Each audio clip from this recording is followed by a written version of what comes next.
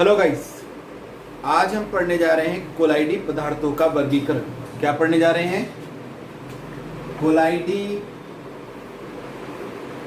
पदार्थों का वर्गीकरण।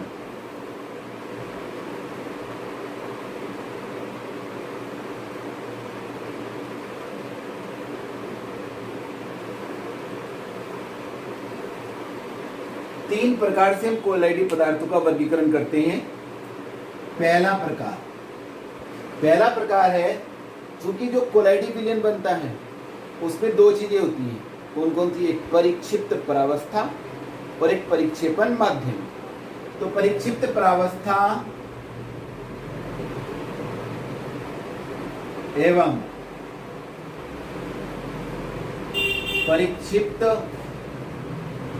परिक्षेपण माध्यम की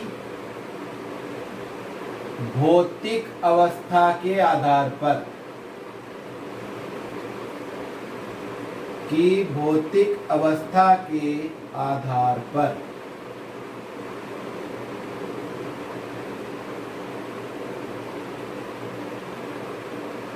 वर्गीकरण। सामान्यतः 8 प्रकार का है,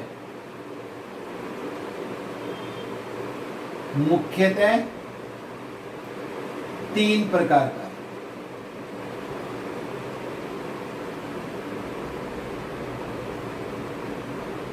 आइए समझते हैं हम तीनों प्रकार और 8 प्रकार एक साथ। ये हमारा परिक्षिप्त परावस्था,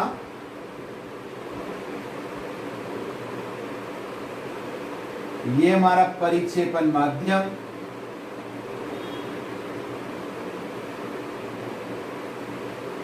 और ये हमारा कोलाइडी विलयन।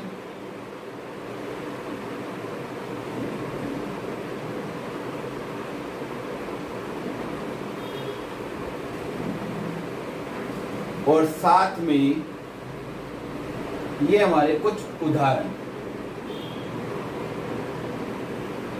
तो ऐसे हमने यहां 3 पार्ट किए हैं और चौथे में उदाहरण लिखे। नंबर 1,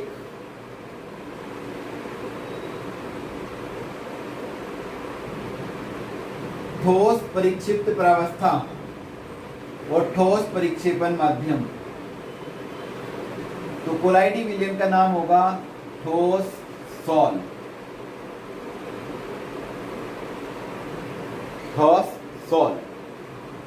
उदाहरण के रूप में होते हैं विभिन्न कांच और कुछ रत्नों के जो पत्थर आते हैं मिक्स होके बनते हैं। 2 ठोस पदार्थ या 2 से अधिक ठोस पदार्थ आपस में मिले रहते हैं। तो जब देखो परिभाषा क्या बन जाएगी, वे ठोस पदार्थ जिनमें परिक्षिप्त परावस्था ठोस और परिक्षेपण माध्यम ठोस हो, ठोस सॉल कहलाते हैं, जैसे विभिन्न कांच और रत्न। दूसरा, ठोस परिक्षिप्त परावस्था और परिक्षेपण माध्यम द्रव, तो इसे हम केवल सॉल कहेंगे। क्या कहेंगे? सॉल। उदाहरण रहेगा gold sol, arsenious sulphide sol AS2S3 आदि। ये 2 नंबर का जो मुख्य है ये है सॉल। ये जब हम मुख्य 3 प्रकार की बात करेंगे तो केवल सॉल की बात करेंगे। तीसरा, ये ठोस और परिक्षेपण माध्यम हो जाएगा गैस। तो बनने वाले कोलाइडी विलयन को कहेंगे एरोसोल।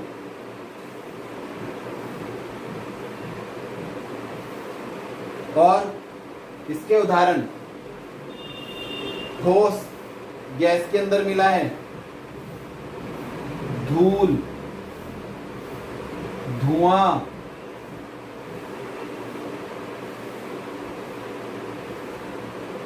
चौथा, द्रव परिक्षिप्त प्रावस्था और ठोस परिक्षेपण माध्यम, तो बनेंगे हमारे जेल।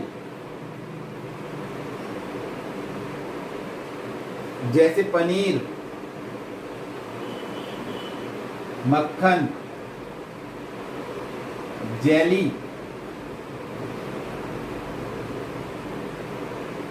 जो बाजार में जेली बिकती है। दूसरा, द्रव परिक्षिप्त प्रावस्था और द्रव ही परिक्षेपण माध्यम, तो इसे हम कहेंगे पायस। अंग्रेजी में इमल्सन कहते हैं, EMULSION, इमल्सन। दूध, नेल पॉलिश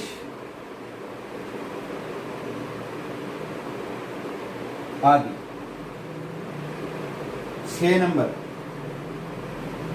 परिक्षिप्त प्रावस्था द्रव और परिक्षेपण माध्यम हो जाएगा गैस।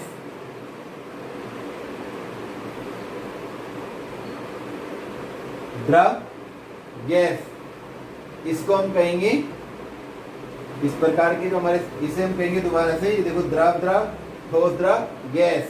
तो इसका नाम होगा हमारा, जो इसके उदाहरण रहेंगे, द्रव गैस के अंदर मिला रहता है। आपने देखा है ऐसा कुछ, जब गैस के अंदर द्रव मिला हो, धुंध हो जाती है, कोहरा हो जाता है, धुंध, कोहरा आदि। नाम होगा एरोसोल। जब गैस के अंदर ठोस होती है तो भी एरोसोल कहते हैं, और जब गैस के अंदर द्रव होता है तो भी एरोसोल कहते हैं। इसे हम हाइड्रोसोल या लिक्विसोल भी कहते हैं। ठीक है, 7 नंबर पे गैस, तो यहां आ जाएगा ठोस। जब गैस ठोस में होगी तो हम इसका नाम देंगे ठोसोल, और इसके उदाहरण होंगे हमारे फोम रबर, पत्थर होता है प्यूमिस पत्थर,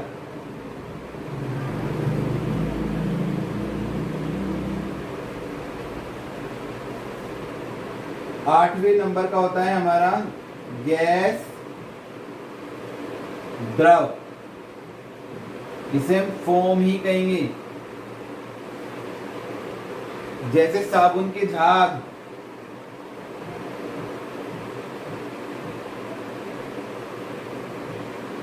फेंटी गई क्रीम,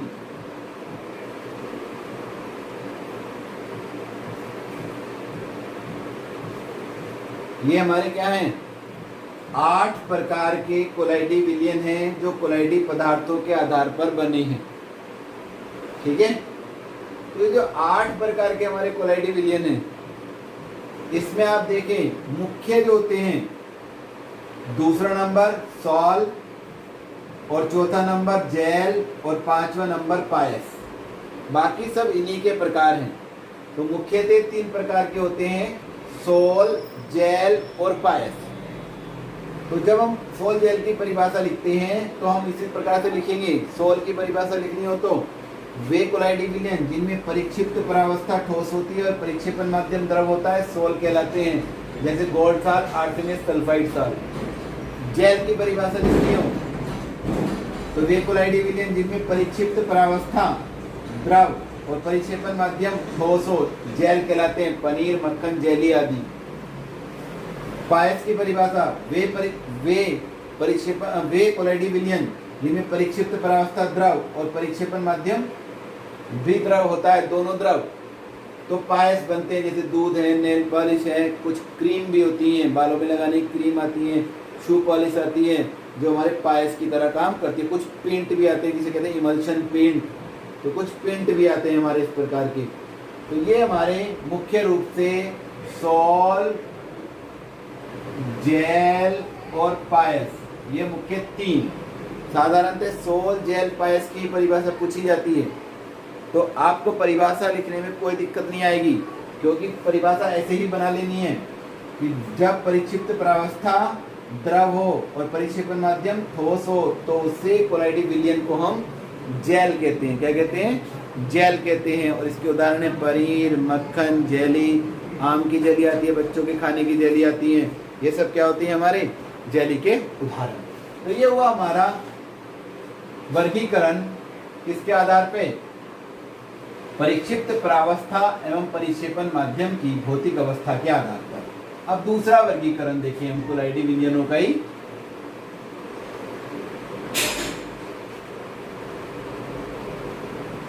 दूसरे नंबर में हम देखते हैं परिक्षिप्त प्रावस्था व परिक्षेपण माध्यम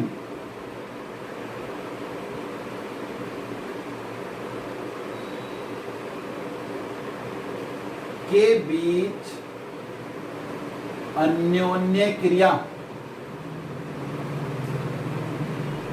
के आधार पर वर्गीकरण।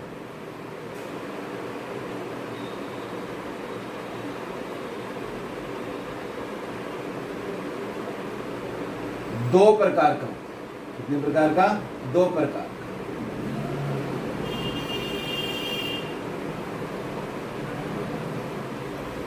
परिक्षिप्त प्रावस्था और परिक्षेपण माध्यम के बीच अन्योन्य क्रिया, मतलब इनका आपस में किस प्रकार से संबंध है। इनके बीच जब इन्हें आपस में मिलाया जाता है तो इनके बीच में अगर प्रेम है तो द्रव स्नेही कोलाइड बनेंगे, और अगर इनमें प्रेम नहीं है तो द्रव विरोधी कोलाइड बनेंगे। इस प्रकार दो प्रकार से बन जाते हैं।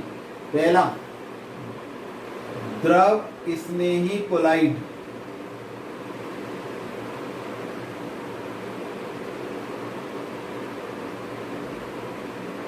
देखो अंग्रेजी में कहते हैं इसे हम लायोफिलिक कोलाइड। ठीक है जी। लायो माने होता है लिक्विड, माने द्रव, और फिलिक माने होता है प्रेम, लव, लविंग माने प्रेमी, अर्थात ये लिक्विड के साथ प्रेम करते हैं। तात्पर्य क्या है कि जैसे ही किसी द्रव में मिलाएंगे तुरंत कोलाइडी विलयन बनाएंगे। तो क्या कहेंगे? वे पदार्थ, लिख लेंगे इसे आप, वे पदार्थ जो द्रव के संपर्क में आकर आसानी से कोलाइडी विलयन बना देते हैं, द्रव स्नेही कोलाइड कहलाते हैं। वे पदार्थ जो द्रव के संपर्क में आकर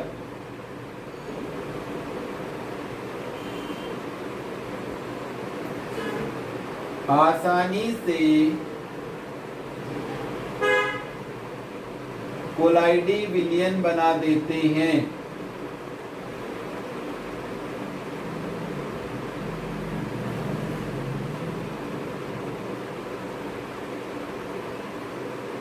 द्रव स्नेही कोलाइड कहलाते हैं।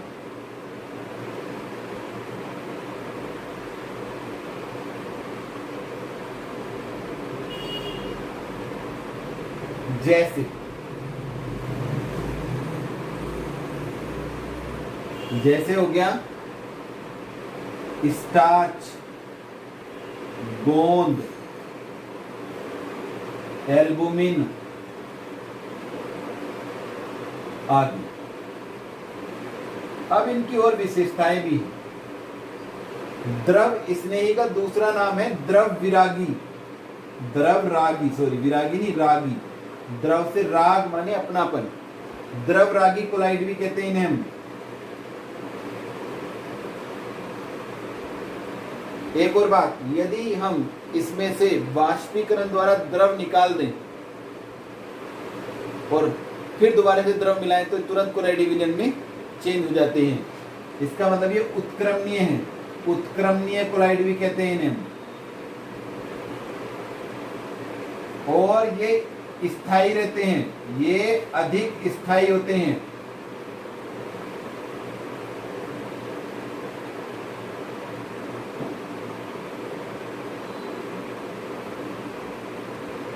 ठीक है। और अगर द्रव हमारा कौन सा हो, द्रव हो हमारा जल, तो इन्हें हम जल स्नेही कोलाइड कहेंगे। क्या कहेंगे? जल स्नेही कोलाइड।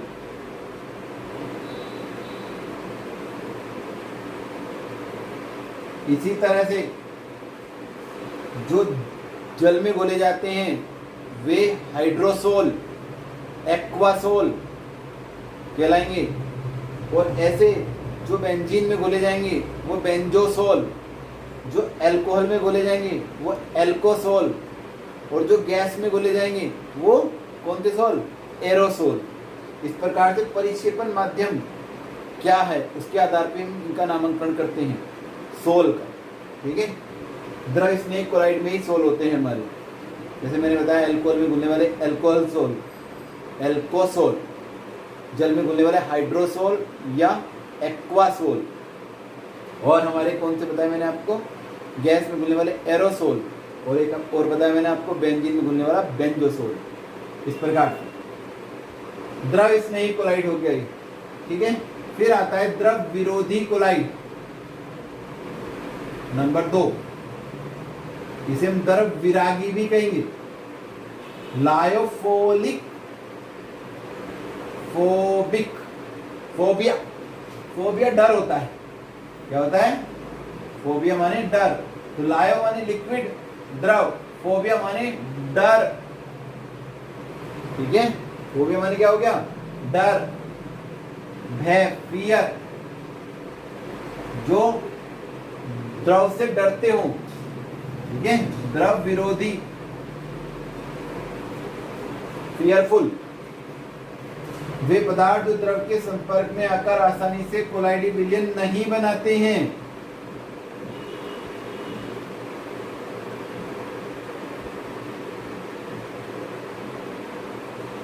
अपितु अन्य विधियों द्वारा बनाते हैं, अन्य विधियों द्वारा बनाते हैं। द्रव विरोधी कोलाइड कहलाती है। कौन से कहलाएंगे? द्रव विरोधी। और जैसे मैंने आपको बताया था आर्सेनियस सल्फाइड, प्लेटिनम, गोल्ड आदि के सोल।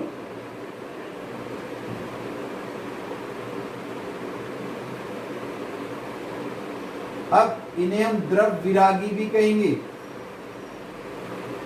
द्रव विरागी, द्रव से राग नहीं करते। उत्क्रमणीय नहीं कहेंगे, इन्हें अनुत्क्रमणीय कहेंगे। अनुत्क्रमणीय कोलाइड। और ये कम स्थायी होते हैं, आसानी से स्कंदित हो जाते हैं, कम स्थायी होते हैं। और यदि द्रव जल हो तो इन्हें हम जल विरोधी कोलाइड कहेंगे। ठीक है। इस प्रकार से हमारे द्रव विरोधी कोलाइड होते हैं। इनका अंतर आपको आसानी से निकलने आ गया है। कोई हमें इनके अंतर विशेष बताने की जरूरत नहीं है, आप इनके अंतर खुद लिख लेंगे। द्रव स्नेही कोलाइड लिखेंगे एक तरफ लिखेंगे द्रव विरोधी कोलाइड। और द्रव स्नेही कोलाइड की जो द्रव के संपर्क में आकर, पहला नंबर, जो द्रव के संपर्क में आकर आसानी से कोलाइडी विलयन बनाते हैं द्रव स्नेही कोलाइड कहलाते हैं। और जो द्रव के संपर्क में आकर आसानी से कोलाइडी विलयन नहीं बनाते हैं द्रव विरोधी कोलाइड कहलाते हैं। दूसरा, ये कैसे होते हैं?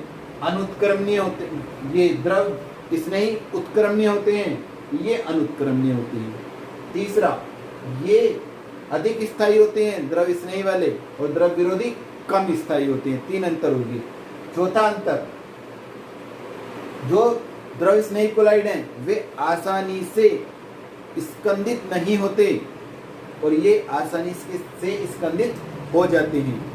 और पांचवा अंतर होता है जो द्रव स्नेही कोलाइड हैं उनका पृष्ठ तनाव माध्यम से कैसा होता है, कम होता है, और जो द्रव विरोधी कोलाइड हैं उनका पृष्ठ तनाव माध्यम के लगभग बराबर होता है। ठीक है, तो इस प्रकार से हम इनका अंतर लिख सकते हैं। ये 5 अंतर मैंने आपको बता दिए हैं, इस अंतर को आप लिख सकते हैं। कभी कभी द्रव स्नेही और द्रव विरोधी कोलाइड में अंतर आता है। अब हमारा तीसरा वर्गीकरण है, ये है परिक्षिप्त प्रावस्था के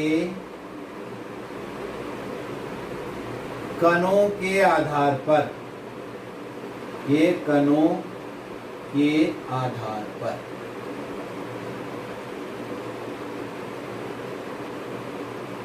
तीनों समझाऊंगा मैं आपको, 3 प्रकार की होती है।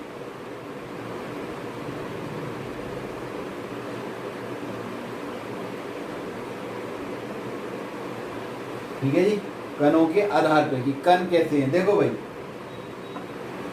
एक तो होता है इसमें कौन सा, एक होता है इसमें बहुआण्विक कोलाइड।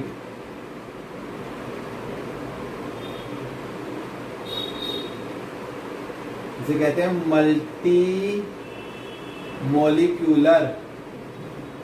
समझाऊंगा मैं आपको ये दोनों कोलाइड। बी बृहद आणविक कोलाइड। और सी सहचारी, इसकी अंग्रेजी लिखेंगे इसकी यहां macro molecular collide. सहचारी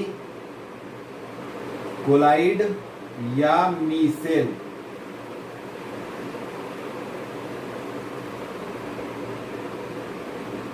additive collide या मीसेल।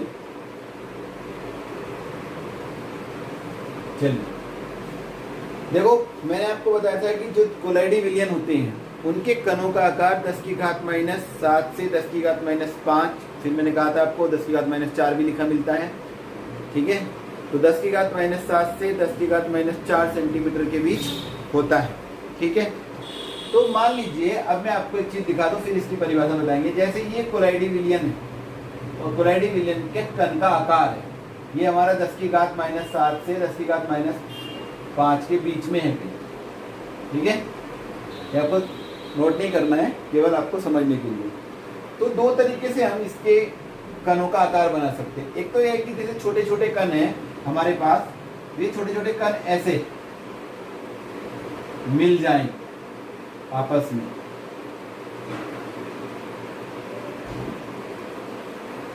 और संयुक्त होकर इतना बड़ा कण बना ले।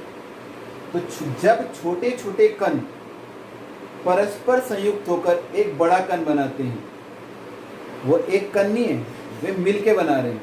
तो जब छोटे छोटे कण मिलकर कोलाइडी कण बनाते हैं तो बनता है बहुआण्विक। ये छोटे छोटे अणु हैं जो परस्पर संयोग करके एक बड़ा बनाते हैं, बहुआण्विक कोलाइड। समझ में आ गया? एक तरीका है कि जो कोलाइड का आकार है वो इतना ही बड़ा हो जितना बड़ा ही है, तो वो मैक्रो बड़े बड़े अणु हो गए। ठीक है, और एक सहचारी कोलाइड होता है, इसकी जो कोलाइड बनने की जो प्रवृत्ति है, ये असलियत में कोलाइड होता है बहुआण्विक की तरह, लेकिन इसके एक स्पेशल कंसंट्रेशन है, सांद्रता है, उच्च सांद्रता पर ये प्राप्त होते हैं हमें, और एक स्पेशल टेम्परेचर भी है। जिस टेम्परेचर पे बनते हैं उस टेम्परेचर को हम क्राफ्ट टेम्परेचर कहते हैं, और जिस सांद्रता से ऊपर ये बनते हैं उसे हम CMC क्रांतिक सांद्रता कहते हैं। क्या कहते हैं? क्रांतिक सांद्रता, क्रांतिक सांद्रता, CMC क्रांतिक मीसेल सांद्रता पूरा होता है। तो चलिए इनकी हम परिभाषाओं पे थोड़ा सा डिस्कस कर लेते हैं, इजी हो जाए आपको। बहुआण्विक कोलाइड, वे कोलाइड जिनमें छोटे छोटे अणु परस्पर संयोग करके, वे कोलाइड जिनमें छोटे छोटे अणु परस्पर संयोग करके एक बड़ा अणु बनाते हैं, बहुआण्विक कोलाइड कहलाते हैं। जैसे सल्फर के कोलाइड होते हैं, जैसे गोल्ड के कोलाइड होते हैं, इनमें गोल्ड के छोटे छोटे परमाणु आपस में मिलकर एक बड़ा कण बनाते हैं। ऐसे ही सल्फर के माना जाता है कि 1000 से भी ज़्यादा परमाणु परस्पर संयोग करते हैं और एक कोलाइडी कण के बराबर आकार बनाते हैं। तो समझ में आ गया आपको बहुआण्विक कोलाइड किसे कहते हैं। दूसरा बृहद आणविक कोलाइड, वे कोलाइड जिनके कणों का आकार बड़े अणु बनाते हैं और कोलाइडी कणों के बराबर होता है। जिनके कणों का आकार, ऐसे लिख लें, वे कोलाइड जिनके कणों का आकार बड़ा होता है और कोलाइडी कणों के बराबर होता है, बृहद आणविक कोलाइड कहलाती है। ठीक है, ये अपने आप में बड़े बड़े ही कोलाइड होती हैं, ये छोटे नहीं होते हैं। जैसे आर्सेनियस सल्फाइड की कोलाइड है।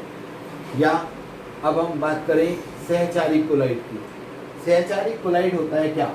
सहचारी कोलाइड होता है हमारा साबुन और डिटर्जेंट में बनता है। वे कोलाइड, इसका कैसे लिखेंगे सहचारी कोलाइड को? वे कोलाइड जो सामान्य ताप पर विद्युत अपघट्य के विलयन की तरह मिलते हैं, लेकिन एक विशेष ताप और एक विशेष सांद्रता के ऊपर उसके कण परस्पर संयोग करके क्या बना देते हैं? कोलाइडी कण के आकार के अणु बना देते हैं। उसे हम सहचारी या एडिटिव कोलाइड कहते हैं। इस टेम्परेचर को क्राफ्ट, CRAFT, क्राफ्ट ताप तथा इस सांद्रता को, जिस सांद्रता से ऊपर, क्रांतिक मीसेल सांद्रता कहते हैं, क्योंकि सहचारी कोलाइड का दूसरा नाम मीसेल भी होता है। इस मीसेल में जल विरोधी और जल रागी या द्रव विरोधी और द्रव रागी दोनों पार्ट होते हैं। ठीक है, इसकी क्रिया विधि क्या है ये मैं आपको अगले लेक्चर में बताने वाला हूँ, किस प्रकार से मीसेल बनता है। ठीक है, फिलहाल हमें आपको वर्गीकरण समझाना था, तो ये मैंने आपको आज क्या समझाया है? ये मैंने आपको समझाया है कोलाइडी विलयनों का भी वर्गीकरण कह सकते हैं आप, या कोलाइड पदार्थों का भी वर्गीकरण, क्योंकि कोलाइड पदार्थ ही क्या बनाते हैं? कोलाइडी विलयन बनाते हैं। ठीक है, तो आज हमने कोलाइडी पदार्थों का वर्गीकरण समझा। आप घर पर रहिए, सुरक्षित रहिए और इसको अच्छी प्रकार से अपनी कॉपी पर नोट कर लीजिए। बहुत इंपॉर्टेंट है, कुछ ना कुछ बोर्ड में इसमें से अवश्य पूछा जाता है। घर पर रहिए, सुरक्षित रहिए। Thank you.